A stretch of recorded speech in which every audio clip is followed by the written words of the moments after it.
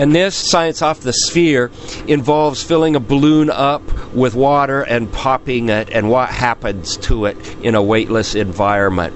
We're going to see this many times during this short video, so we'll be able to look at some of the physics. So there's the balloon, and I've got a little needle, and you pop it, and you can watch you can observe the behavior of the water without having gravitational effects make it just fall to the floor. So here we go again, and you pop this thing, the skin disappears really quick, and you're left with a pseudosphere of water that undulates around a little bit, and eventually surface tension forces will convert it into a sphere.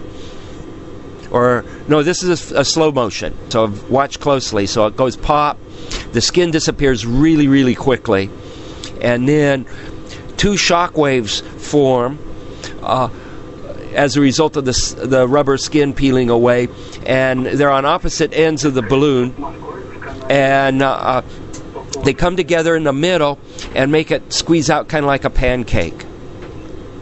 And this, and then after that, surface tension forces will make the resultant water pull together in an undulating mass until it eventually forms a nice, pretty sphere. So again, here's a balloon. It gets popped. Notice the rubber peels away, and you're left with this water in the shape of what used to be the balloon. And then here you can see the two shock waves moving in towards the center, squeezing the water into a pancake-like structure. And then surface tension forces will pull on that pancake and make it into a potato, and then that potato oscillates around, and eventually you'll end up with a nice pretty sphere. And of course, you can't do this too many times. I mean, this is really neat. So here's yet one more example of what happens, and each one is a little different.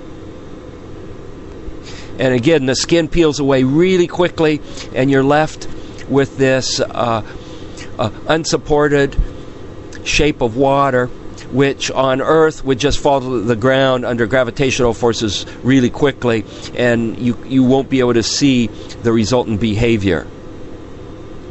Now, the balloons that I had here were kind of oval shaped or oblong. Well, I found one that was more spherical. So let's look what happens with something that's close to a sphere when the rubber balloon is removed. So here goes. So again, the skin peels away.